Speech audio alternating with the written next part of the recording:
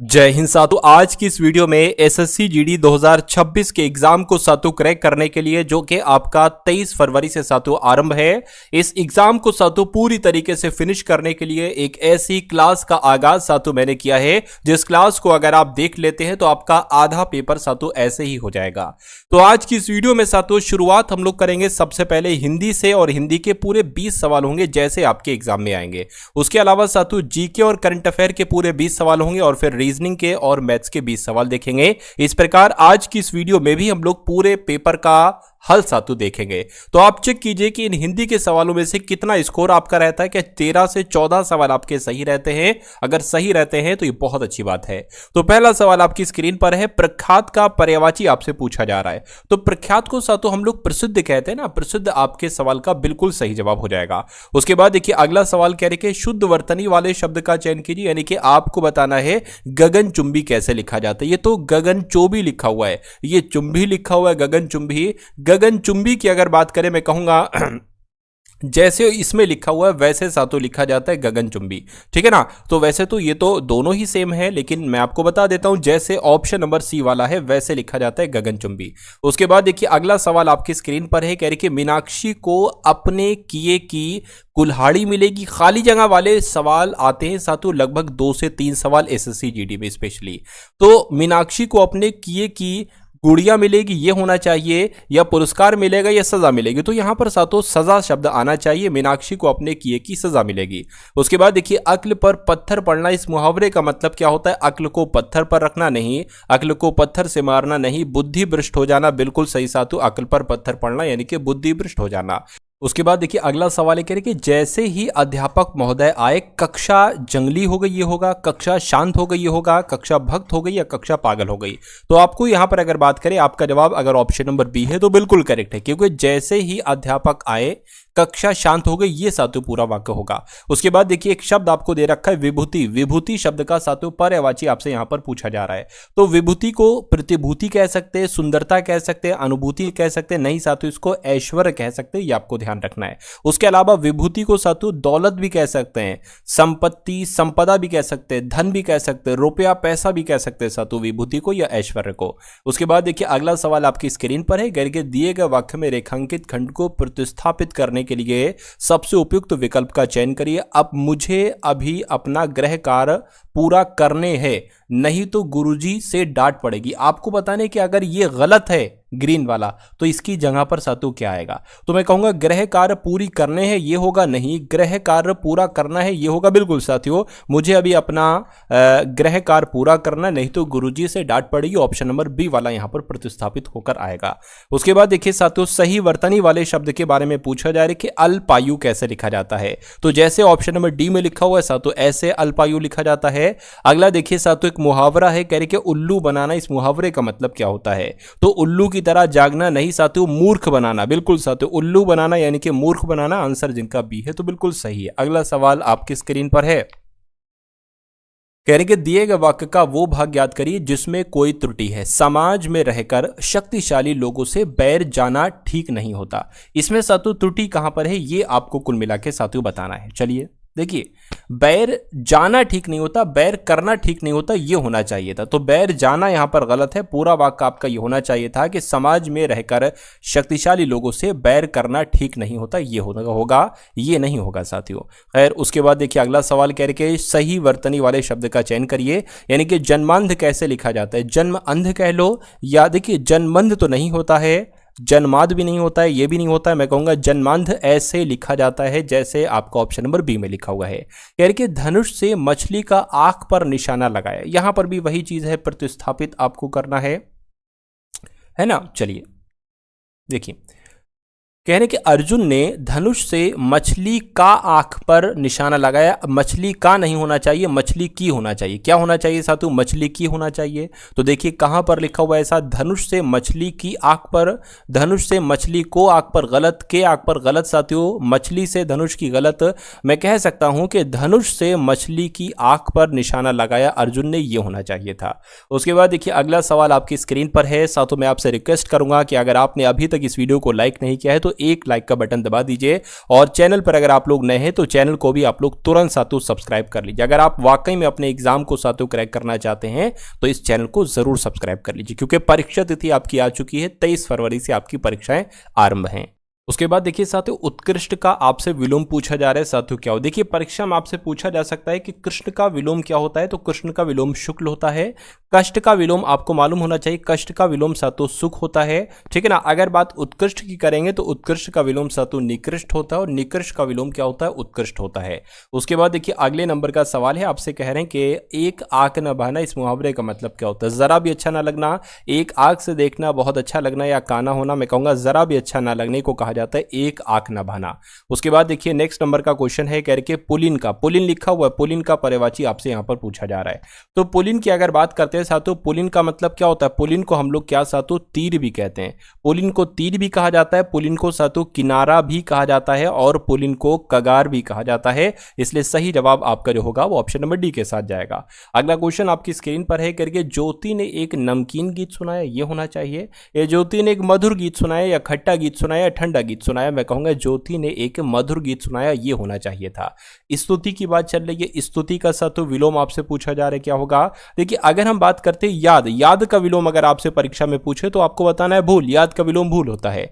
अगर बात करते हैं साथियों निंदा की, तो निंदा का विलोम साथियों क्या हो जाएगा, निंदा का विलोम स्तुति हो जाएगा और स्तुति का विलोम साथियों निंदा हो जाएगा। उसके अलावा अपकार की अगर बात करें, अपकार का विलोम आपको मालूम होना चाहिए उपकार होता है। और प्रशंसा की अगर बात करें, प्रशंसा का विलोम साथियों क्या होता है, निंदा होता है। उसके बाद देखिए नेक्स्ट नंबर का सवाल आपकी स्क्रीन पर है, कह रहे कि मांस खाने वाले को साथियों क्या कहा जाता है। देखिए सर्वाहारी की अगर बात करें तो जो सब कुछ खाता हो, क्या जो सब कुछ खाता हो उसको सर्वाहारी कहा जाता है, उसको सर्वाहारी कहा जाता है।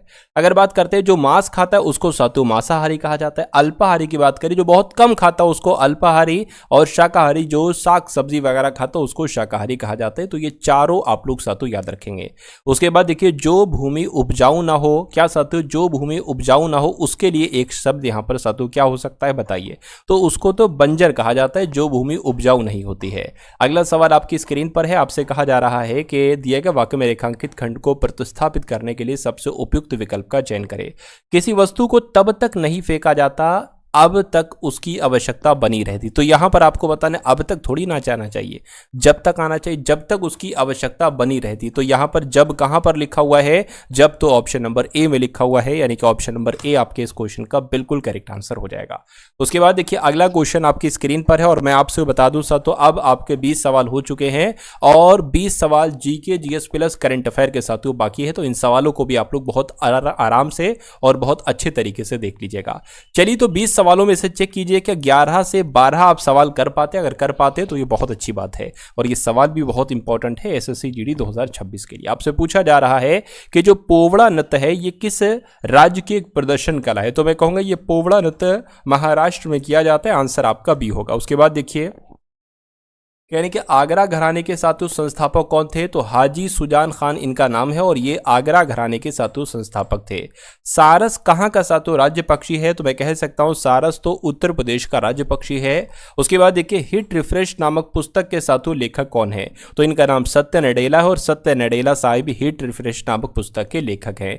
नंद वंश के संस्थापक साथियों कौन थे, तो महापदम नंद आपको मालूम होना चाहिए और जो लोग भी ऑप्शन नंबर ए के साथ हैं तो बिल्कुल सही है। कह रहे कि शाहजहां ने मुगल साम्राज्य की राजधानी आगरा के स्थान पर कहां स्थानांतरित की थी, तो आगरा के स्थान पर सातु दिल्ली स्थानांतरित की थी। उसके बाद देखिए हिमालय पर्वतमाला को किसमें विभाजित किया गया है, तो हिमालय पर्वतमाला को हिमाद्री में, सहाद्री और शिवलिक नहीं, हिमाद्री हिमाचल और हिमाद्री और शिवलिक बिल्कुल सही साथियों। हिमालय पर्वतमाला को हिमाचल में, हिमाद्री में और शिवलिक में विभाजित किया गया है, ये आपको ध्यान रखना है, क्वेश्चन इंपॉर्टेंट है। अगला सवाल देखिए 2011 की जनगणना के अनुसार किसे साक्षर व्यक्ति माना जाता है, तो 7 वर्ष या उससे अधिक आयु या व्यक्ति जो किसी भाषा को समझने के साथ पढ़ और लिख सकता है, बिल्कुल साथियों अगर किसी भाषा को समझ सकता है, पढ़ सकता है, लिख सकता है और 7 वर्ष या उससे अधिक आयु का व्यक्ति है तो उसको साक्षर माना जाएगा। तो पहला सवाल का यानी कि पहला ऑप्शन ही आपका सही जवाब हो गया। उसके बाद देखिए स्वतंत्रता के पूर्व के दिनों में प्रारंभ में किसने संविधान निर्मात्री सभा का विचार प्रस्तुत किया था, तो ये काम साथियों एम एन राय ने किया था। एम एन राय आपके सवाल का जवाब होगा। उसके बाद देखिए यानी कि बंधुआ मजदूरी पर रोक अधिनियम ये पास हुआ, तो ये पता साथियों कब पास हुआ, ये 1976 में पास हुआ। आंसर आपका भी होगा। उसके बाद देखिए कहा जा रहा है कि कोशिकाओं का वह समूह जिसकी संरचना समान होती है और जो साथ मिलकर एक विशिष्ट कार्य करता है उसको किस नाम से जाना जाता है, तो उसको साथियों क्या कहा जाता है, उसको ऊतक कहा जाता है। तो ऊतक आपके सवाल का जवाब हो जाएगा और ये क्वेश्चन साथियों इंपॉर्टेंट है, आपके एग्जाम में आएगा। अगला सवाल देखिए, विटामिन ई का महत्वपूर्ण स्रोत साथियों इसमें से कौन सा है? तो मैं कहूंगा ताड़ का तेल, नारियल का तेल, गेहूं, अंकुर का तेल। बिल्कुल साथियों, गेहूं और अंकुर का तेल से हमें विटामिन ई प्राप्त होता है। यूनेस्को विश्व विरासत स्थल कंदरिया महादेव मंदिर सातु कहां पर स्थित है? तो आपको याद रखना है कंदरिया महादेव मंदिर कहां पर स्थित है, खजुराहो में स्थित है। उसके बाद देखिए सिंधु जल संधि पर हस्ताक्षर भारत और किसके बीच किया गया था? तो सिंधु जल समझौते पर भारत और पाकिस्तान का सातु हस्ताक्षर हुआ था सिंधु जल संधि पर। उसके बाद देखिए हाल ही में रिपोर्ट के अनुसार 2025 में भारत की बाघों की आबादी में कितने प्रतिशत की बढ़ोतरी हुई है? तो ये करंट अफेयर के सवाल सातु शुरू हो चुके हैं, आप लोग याद रखेंगे 8% की बढ़ोतरी हुई है ना भारत में बाघों की आबादी में। उसके बाद देखिए फरवरी 2026 में कौन सा देश एआई इंपैक्ट समिट की मेजबानी करेगा? तो आपको मालूम होना चाहिए, क्वेश्चन इंपॉर्टेंट है, अपना देश भारत ही 2026 के फरवरी में एआई इंपैक्ट समिट की मेजबानी करेगा। अच्छा और इंपॉर्टेंट क्वेश्चन है, कह रहे कि किसने पुरुष T20 अंतरराष्ट्रीय मैचों में 8 विकेट लेकर इतिहास रच दिया है? तो यह काम सोनम येशी के द्वारा किया गया है। सोनम येशी आपके सवाल का जवाब है। जारी रिपोर्ट के अनुसार भारत रेयर अर्थ रिजर्व के मामले में कौन से स्थान पर रहा है? तो साथियों भारत तीसरे स्थान पर रहा है अर्थ रिजर्व के मामले में।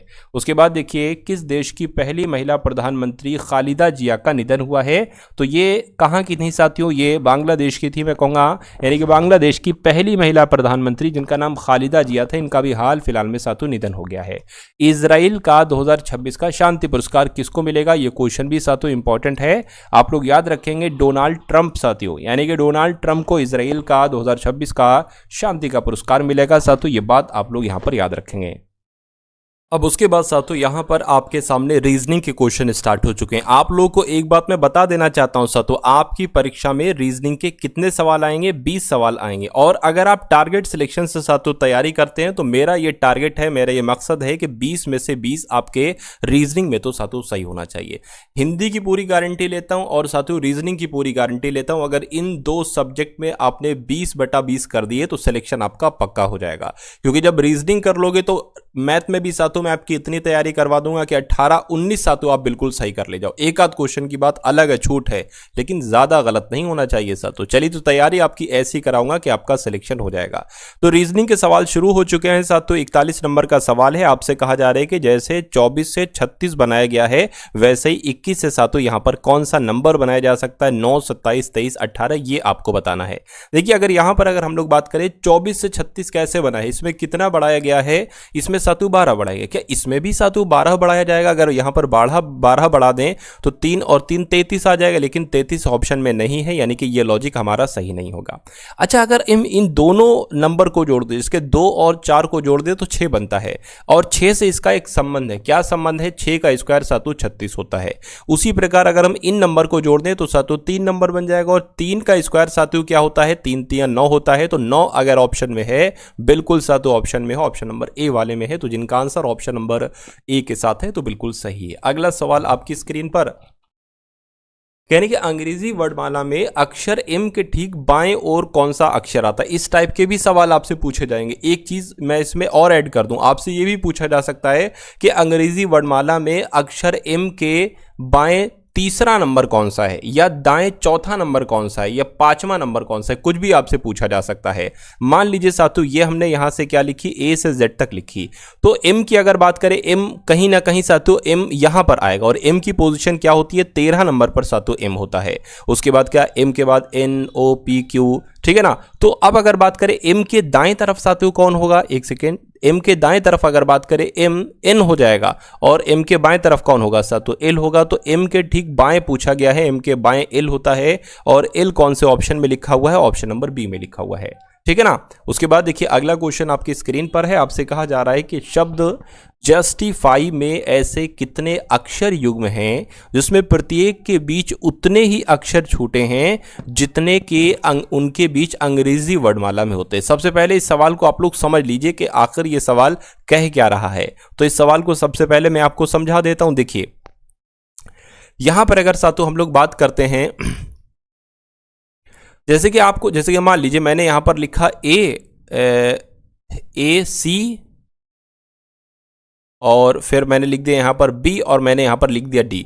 तो मैं आपसे ये पूछ रहा हूं कि मुझे ये बताइए इसमें जो अंग्रेजी वर्णमाला में जितने अक्षर छूट उस हिसाब से आपको यहां पर बताना है। तो ए बी सी डी यानी कि अंग्रेजी वर्णमाला में भी ए और डी के बीच 2 लेटर आते हैं और यहां पर भी इसके बीच 2 लेटर है। बस इतनी सी बात इसमें फॉलो करना है। तो अगर बात करते हैं साथियों जे के बाद यू आता है, नहीं एस टी, हाँ एस के बाद टी आता है अंग्रेजी वर्णमाला में। उसके बाद देखिए क्या कोई और मिल रहा है, I F Y F I I T U S, और साथों मुझे नहीं लग रहा है कि कोई मिल रहा है। ये भी नहीं मिल रहा है, ये भी नहीं मिल रहा है, कोई नहीं मिल रहा है। यानी कि सिर्फ और सिर्फ मैं कहूंगा शब्द जस्टिफाई में ऐसे सिर्फ और सिर्फ एक अक्षर युग्म है जिसमें प्रत्येक के बीच उतने ही अक्षर छूटे हुए हैं जितने उनके बीच अंग्रेजी वर्णमाला में छूटे होते हैं।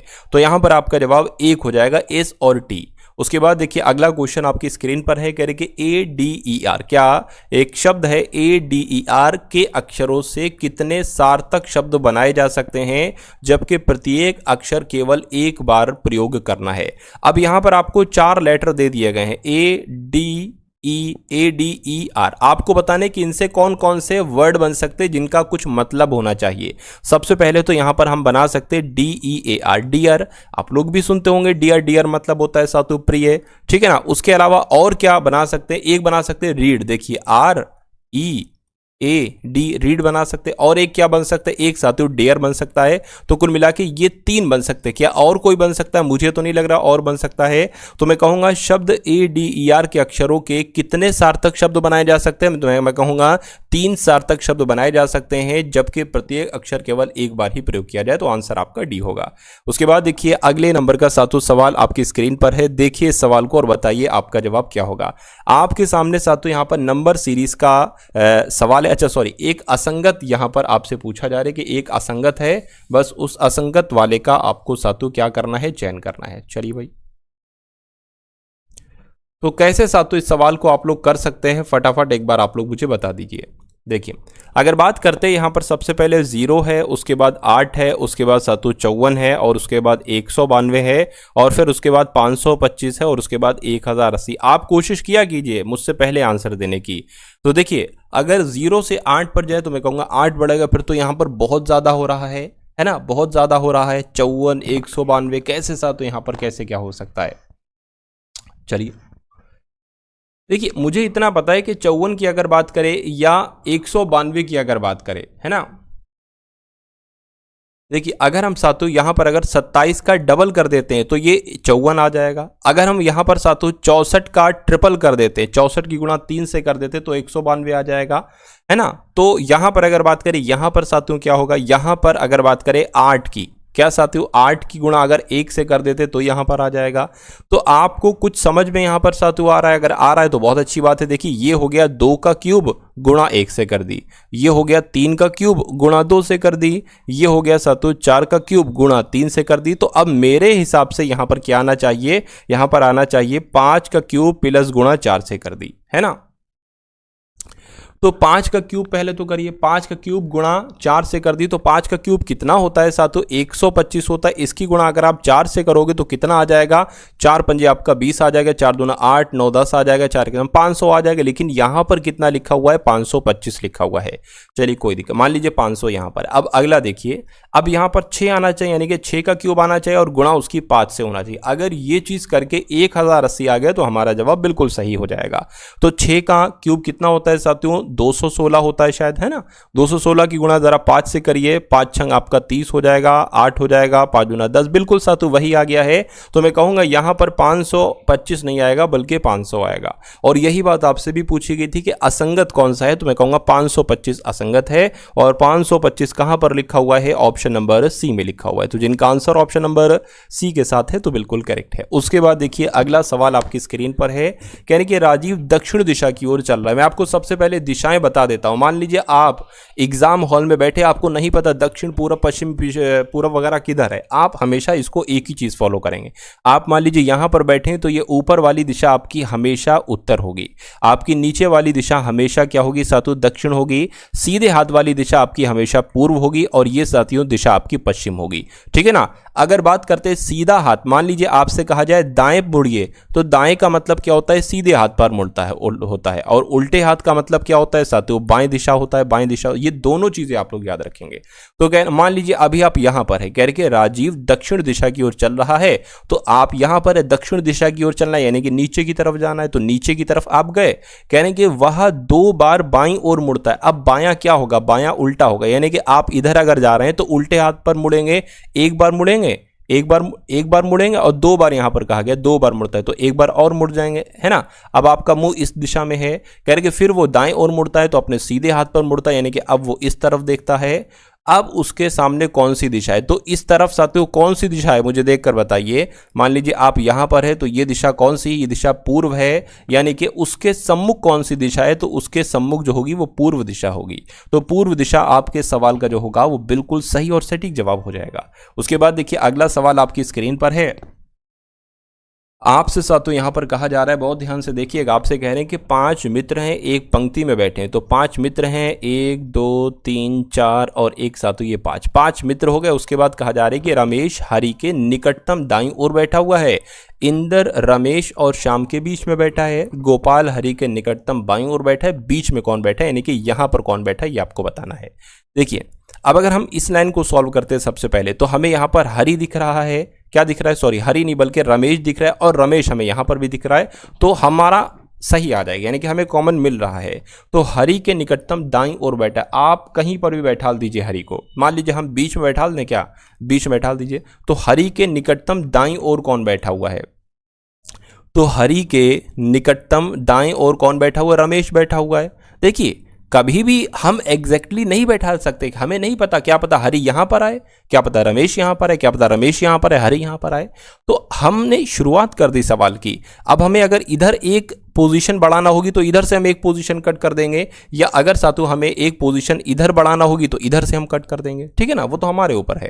तो हरि के निकटतम दाएं कौन बैठा है, रमेश बैठा है, ठीक है। अब यहां पर कह रहे हैं कि रमेश और श्याम के बीच में इंदर बैठा है, तो रमेश और श्याम के बीच में तो एक इधर बढ़ाना होगी, रमेश और श्याम के बीच में, रमेश और श्याम के बीच में कौन बैठा है साथियों, इंदर बैठा है। तो अब हम साथियों यहां से एक गैप कर देंगे, है ना, एक गैप कर दी हमने यहां से, चलिए कोई दिक्कत नहीं। कह रहे कि गोपाल हरि के निकटतम बाएं बैठे, यानी कि हरि के निकटतम बाएं कौन बैठा है साथियों, गोपाल बैठा हुआ है। तो आपसे पूछा जा रहा है बीच में कौन बैठा है, तो बीच में तो रमेश बैठा है। तो रमेश आपके सवाल का बिल्कुल सही और सटीक जवाब हो जाएगा। भाई बहुत बढ़िया, वेरी गुड क्लास। साथियों क्लास को लाइक नहीं किया तो ये अच्छी बात नहीं है, इतनी मेहनत आपके लिए की जा रही है और बिल्कुल निःशुल्क साथियों कुछ आपसे नहीं लिया जा रहा है, क्योंकि मेरा मानना है कि अगर कोई बंदा आपके लिए मेहनत कर रहा है तो आप उसकी कीमत नहीं चुका सकते। आप उसको जितने पैसे, जितने रुपए भी दे दे, जितना धन दे दे, उसकी कीमत आप शायद नहीं चुका सकते अगर आपको कोई चीज़ सिखा रहा है।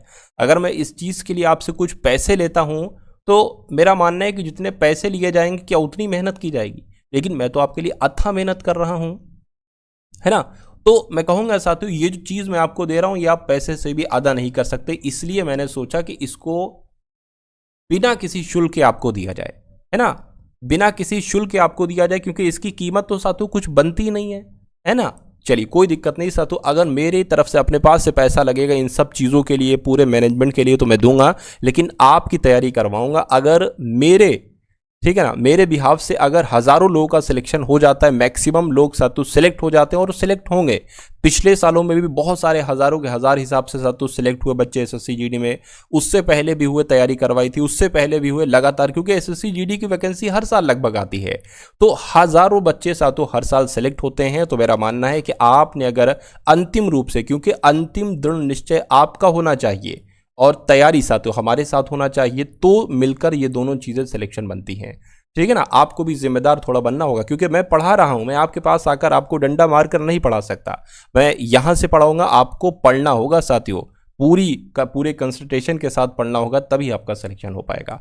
चलिए, तो खैर अगर वीडियो को लाइक नहीं किया, लाइक कर दीजिए। चैनल पर अगर आप लोग नए हैं तो चैनल को तुरंत सब्सक्राइब कर दीजिए।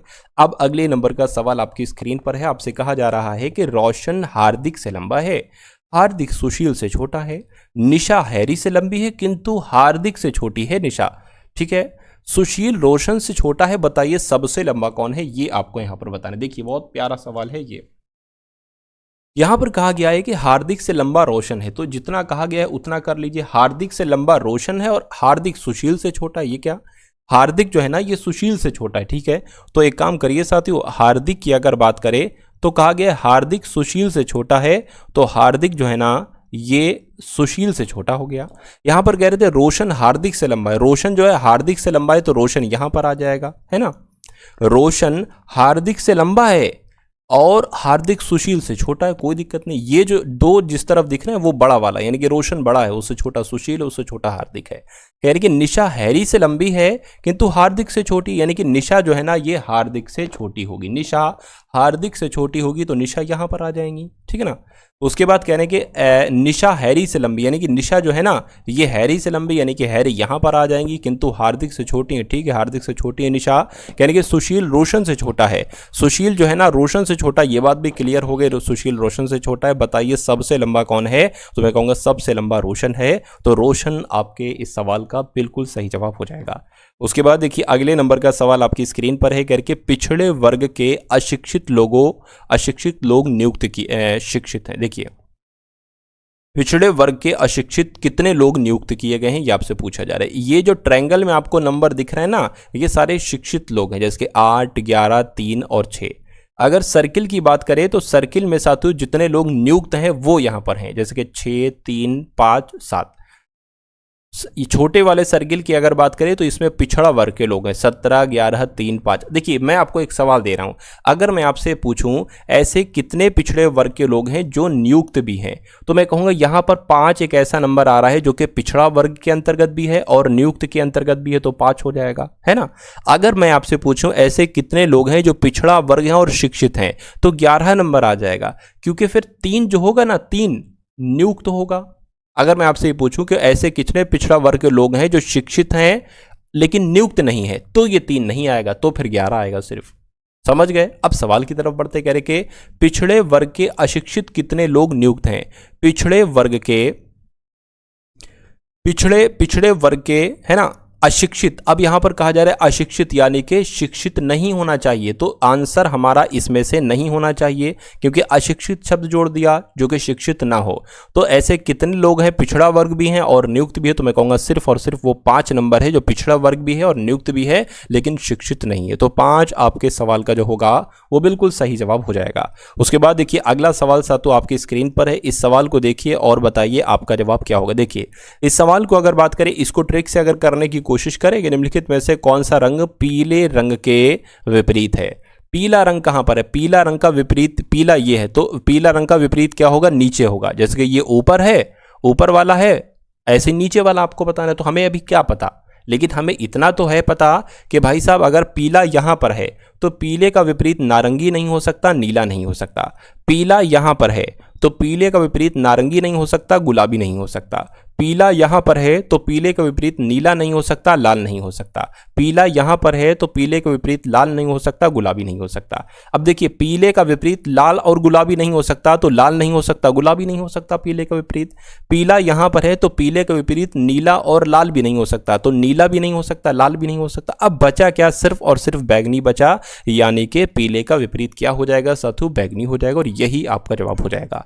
उसके बाद देखिए अगला सवाल साथू आपकी स्क्रीन पर है, आपसे कह रहे हैं कि 9 है, उसके बाद 23 13 है, उसके बाद 22 है, तो अगला नंबर यहां पर क्या आएगा ये आपको बताना। देखिए इसको नंबर सीरीज के तौर से हम लोग ले लें, है ना, कोई दिक्कत थोड़ी ना, ये सवाल ऐसे भी बन सकता है। चलिए देखिए इसमें कितना बड़ा है, इसमें 4 बड़ा है, इसमें कितना बड़ा है साथियों 9 बड़ा है, इसमें कितना बढ़ेगा, तो 4 जो बड़ा है मेरे हिसाब से 2 का स्क्वायर के रूप में बड़ा है, 9 जो बड़ा है 3 के स्क्वायर के रूप में बड़ा है, यहां पर जो बढ़ेगा वो 4 का स्क्वायर बढ़ेगा, यानी कि यहां पर 16 पड़ेगा। तो 22 और 16 कितना होता है, मैं कहूंगा 38 होता है। अगर यहां पर 38 हमने लिखा और ऑप्शन में भी 38 हमें मिल गया तो ये लॉजिक हमारा बिल्कुल सही लगा हुआ है। और बिल्कुल साथियों 38 ऑप्शन नंबर बी में लिखा हुआ है, तो जिनका आंसर ऑप्शन नंबर बी है तो मैं कहूंगा आंसर आपका बिल्कुल करेक्ट हो जाएगा भाई। बहुत बढ़िया, वेरी गुड क्लास। एक पुत्र और उसके पिता की आयु का योग साथियों 40 वर्ष है। 16 साल के बाद पिता की आयु पुत्र की आयु से दोगुनी होगी। इस समय पुत्र की आयु कितनी होगी आपसे पूछा जा रहा है। देखिए अगर हम पिता की बात करें तो हम फादर मान लेंगे और एस यानी कि सन हो जाएगा ये, तो पिता और बच्चे यानी कि फादर और सन की आयु का योग कितना बताया गया साथियों, यहाँ पर 40 बताया गया, ये लिखा हुआ है। अच्छा उसके बाद अगर यहाँ पर बात करें अगला स्टेप देखिए, उसके बाद कह रहे हैं कि 16 साल के बाद पिता की आयु, तो 16 साल के बाद पिता की आयु यानी कि f + 16 बराबर 16 साल के बाद पिता की आयु पुत्र की आयु से दोगुनी होगी। तो पुत्र की आयु का 2 गुना हमें कर देना है। तो सबसे पहले तो पिता की आयु 16 साल बाद कितनी हो जाएगी, f + 16, और सन की आयु कितनी हो जाएगी 16 साल के बाद, तो s + 16, ठीक है ना, 2 गुनी हो जाती है। तो साथियों 2 से गुणा कर देंगे, क्योंकि कहा गया ना पुत्र की आयु से 2 गुनी हो जाती है, 2 से गुणा कर देंगे। उसके बाद इसको कैलकुलेट करा लीजिए, f + 16 बराबर 2 की गुणा साथियों एस से होगी तो ये क्या हो जाएगा, ये 2s हो जाएगा, प्लस आपका यहाँ पर 32 हो जाएगा, 16 दूना 32 है। उसके बाद साथियों f ये बराबर के उधर 2s है, बराबर के इधर साथियों 2s आ जाएगा, और बराबर के उधर 32 है, प्लस का है इधर जाएगा तो माइनस का हो जाएगा। तो साथियों कितना बचेगा यहाँ पर अगर बात करें, f - 2s बराबर 16 बचेगा।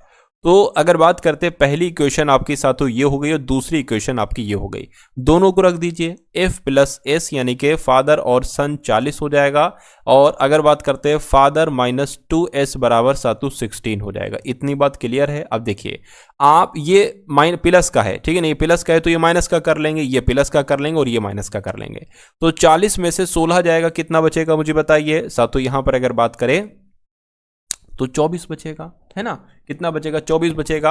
अब ये प्लस का ये माइनस का, प्लस माइनस से कैंसिल हो जाएगा, f में से f जाएगा कैंसिल हो जाएगा, ये s और प्लस 2s तो ये 3s हो जाएगा, यानी कि 3s बराबर 24 है।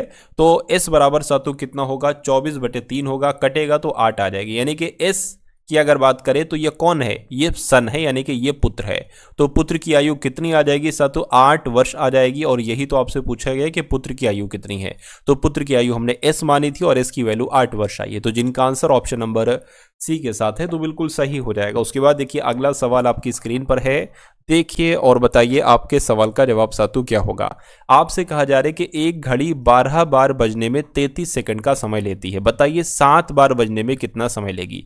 तो यहां पर साफ साफ कहा गया है साथियों 12 बार बजने में 33 सेकंड का समय लेती है। क्या 12 बार बजने में साथियों 33 सेकंड का समय लेती है? अगर मैं आपसे पूछूं क्या कि एक बार बजने में कितने सेकंड का समय लेगी, तो इस 12 की ये नीचे आ जाएगा 33 के, यानी कि 33/12 हो गया, इतना सेकंड का समय लेगी। 12 बार बजने में 33 सेकंड का समय लेती है, एक बार बजने में 33/12 सेकंड का समय लेगी।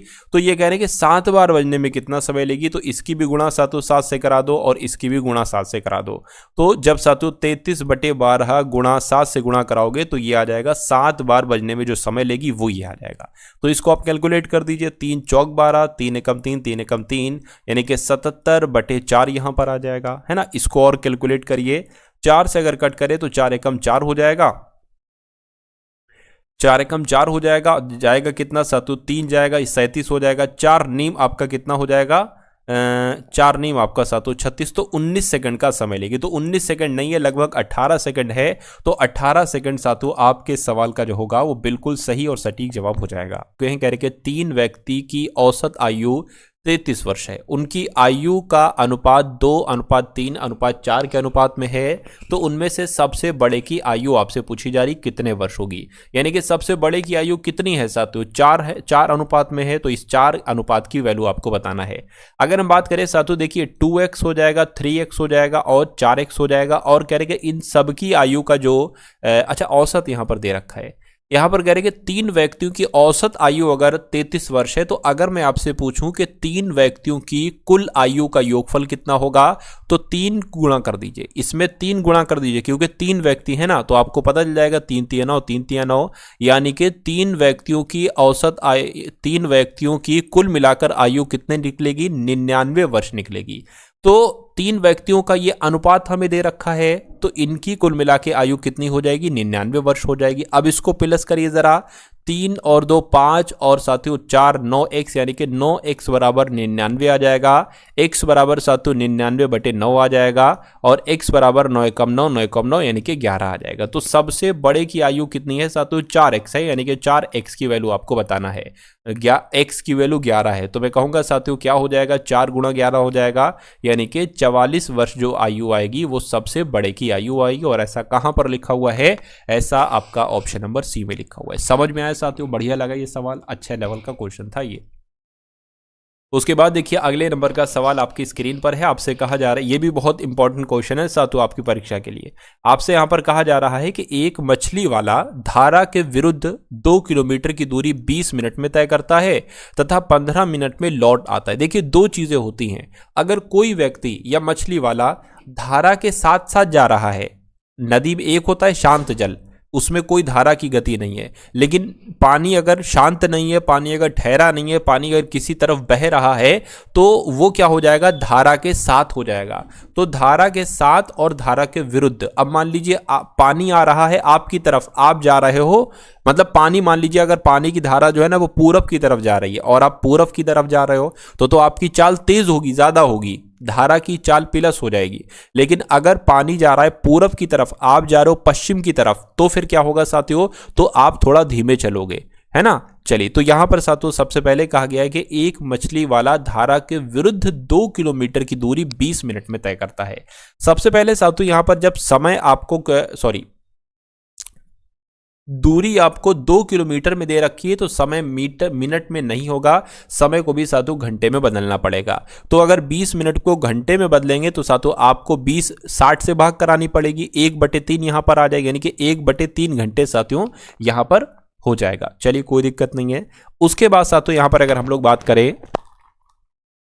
अब देखिए साथियों, अब यहां पर आपको दूरी दे रखी है, समय दे रखा है, तो चाल आप बहुत आराम से निकाल सकते हो। चाल बराबर क्या होता है साथियों, दूरी बटे समय होता है। दूरी कितनी है, 2 किलोमीटर, समय कितना है साथियों, 1 बटा, है ना, समय क्या हो जाएगा साथियों, ये आ जाएगा 3 नीचे, लेकिन ये 3 ऊपर चला जाएगा, क्या हो जाएगा, 3 ऊपर चला जाएगा, तो मैं कहूंगा 3 यहां पर आ जाएगा। तो अब चाल आपकी साथियों कितनी निकलेगी, चाल आपकी निकलेगी 6 किलोमीटर प्रति घंटा। तो ये चीज आपकी समझ में आई है। अगर ये चीज समझ में आई है साथियों तो बहुत अच्छी बात है, पूरा क्वेश्चन का कॉन्सेप्ट क्लियर हो जाएगा। अच्छा, उसके बाद कहा जा रहा है कि तथा 15 मिनट में वो लौट आता है, यानी कि 20 मिनट में तो वो जाता है धारा के विरुद्ध, लेकिन 15 मिनट में साथियों वो लौट आता है, तो धारा के साथ साथ वो आ रहा है। 15 मिनट की अब यहां पर साथियों बात चल रही है। तो अगर बात करते हैं साथियों, देखिए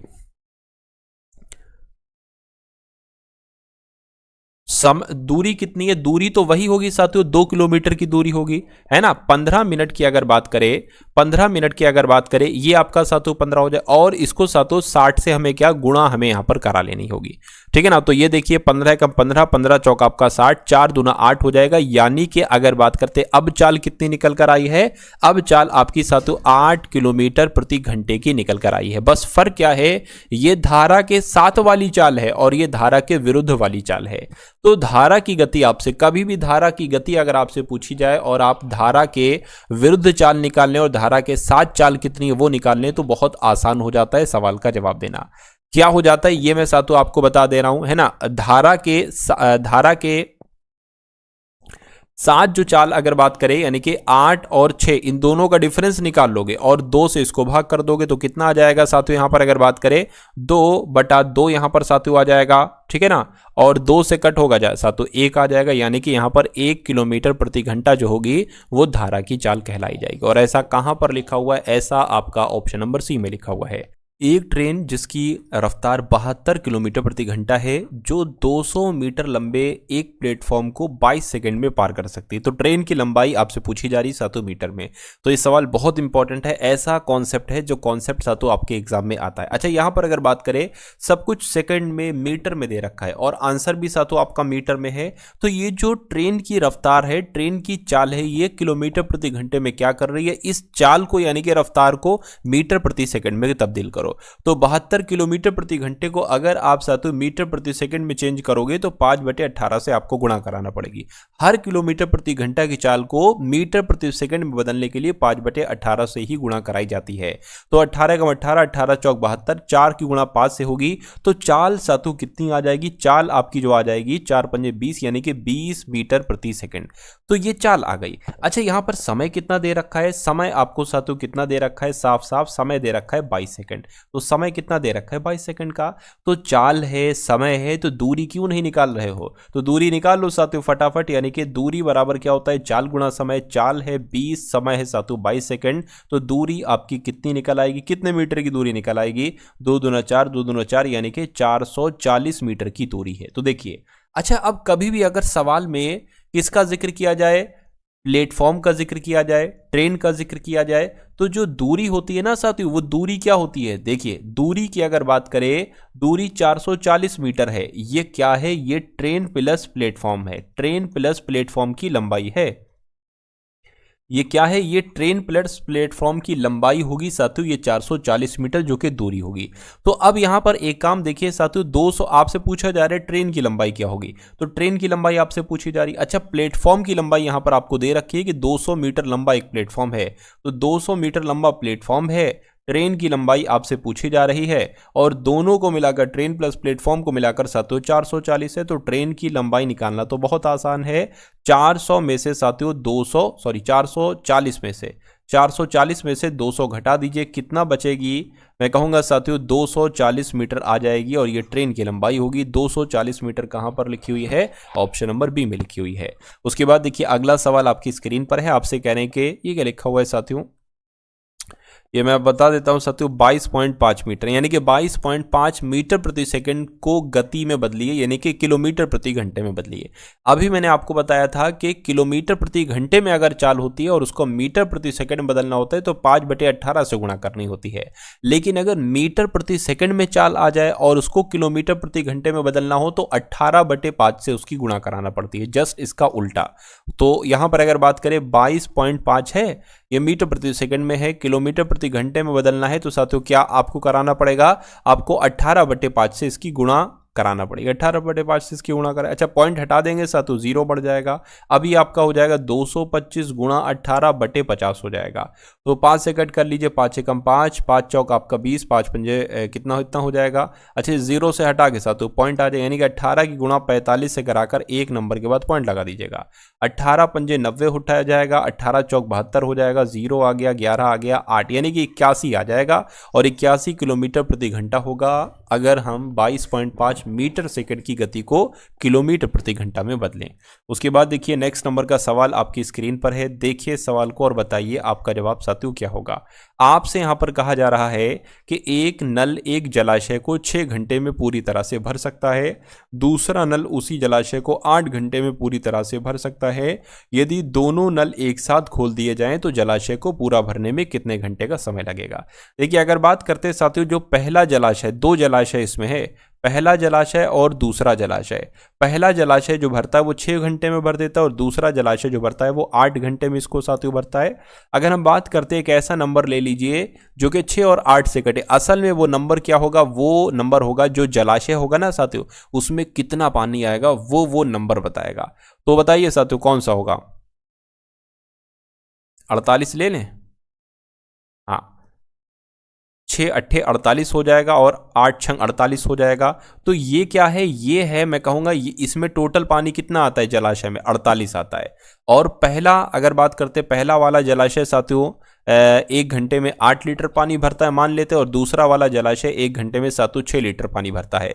तो अगर इन दोनों जलाशयों को खोल दिया जाए तो 6 + 8 कितना हो जाएगा, 14 लीटर पानी भरेगा, ठीक है ना। 14 लीटर साथियों ये क्या भरेगा, ये पानी भरेगा तो 1 घंटे में। लेकिन टोटल पानी है कितना, टोटल पानी है 48। तो अगर 14 हर घंटे में भरा जा रहे तो कितने घंटे का समय लगेगा, इसको साथियों आप कैलकुलेट करा लीजिए। 2 से कट कराएं तो ऊपर 24 आ जाएगा, नीचे 7 आ जाएगा, और अगर कट कराएं तो 7 × 21 हो जाएगा, बचेगा 3, यानी कि 3 सही 3/7 घंटे में पूरा जलाशय भर जाएगा। और 3 सही 3/7 कहाँ पर लिखा हुआ है, ऑप्शन नंबर ए में लिखा हुआ है। उसके बाद देखिए अगले नंबर का सवाल आपकी स्क्रीन पर है। अंतिम सवाल है सातवें करेंगे, ए एक काम को 8 घंटे में करता है जबकि बी उसी को 6 घंटे में पूरा करता है। यदि ए और बी उस काम को एक साथ करें तो उसे कितने दिन में पूरा किया जाएगा। तो इसमें से आपको आंसर बताना, और ये मैं आपको कमेंट के लिए दे रहा हूं साथों के कमेंट में इसका आंसर आपको बताना। अच्छा, ये जस्ट इस वाले सवाल की तरह था, बस इसमें जलाशय है और इसमें कुछ और है, थोड़ा सा चेंज कर दिया गया है। तो दे सकते हैं साथों इस सवाल का जवाब, अगर दे सकते हैं तो कमेंट में मुझे जरूर बताइएगा 60 नंबर वाले सवाल का जवाब क्या होगा। तो कैसी लगी साथों आपको ये क्लास, इस वीडियो को लाइक कीजिएगा, अगर चैनल पर नए हैं तो चैनल को जरूर सब्सक्राइब आप लोग कर लीजिएगा।